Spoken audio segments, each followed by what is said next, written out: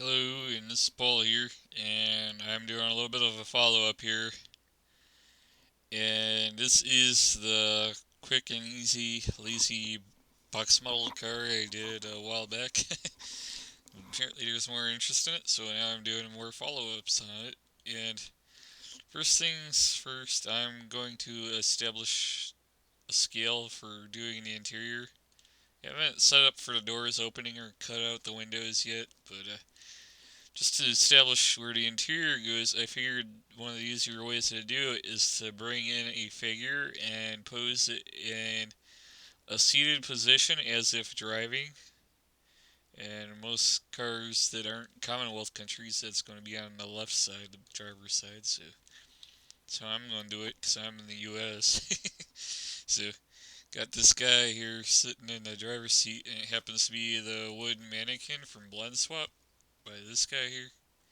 But you can use some other figure if you want. I'm just using it because it's relatively low poly.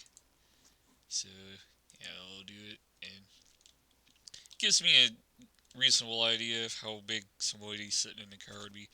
So that will give you an idea where the legs take up room. If I wireframe this car, you can see like where the guy is sitting and how much seat. I figured the proportions aren't exactly right, but close enough. Yeah, this mannequin's got like bigger torso than like most people probably do have, but get an idea of where the firewall should end, or at least for the feet, and where the dashboard will hang over and the steering wheel. Probably adjust the seating position better, but to start, when you model the interior, you want to know how big your passenger is in reference to this.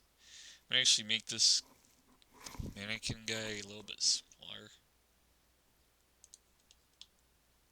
Yeah. And you also want to keep in mind seating position relative to the A pillar and the B pillar. And if you're having passengers, the C or D pillars too, but that'll give you an idea. Cause usually the driver's seat is even with or in front of the B pillar. I mean, there's some cars where you sit further back, but most cars you never really scoot it back past that much. At least in my experience. Starting out in the interior, to get an idea of establish the scale, you're going to want some kind of standing character, and I would suggest sticking with something low poly, and if you have a higher poly, just decimate it. You just want somebody in a seated pose to establish your driver's scale for modeling your interior. I'm going to do another video on the rest of the interior later, but they'll just give you an idea starting out. That's how you establish the scale. You size your person so they fit in the car, position pretty close to seated, and you go from there. Just to give an idea of the reach of where everything is, like the shifter or the handbrake or steering wheel. So that's starting out. I'll do another video and start on the interior. Things like furniture, or the interior furniture, not really furniture, but upholstery or seats. It's pretty much like box modeling the car itself was. You just box it out. I guess little things like dashboards and stuff are tricky, and it will involve deleting the faces you probably won't see, like on the dashboard, the back sides of the panels and stuff you don't see. So this is a start. I'll follow up later to show how the rest is done.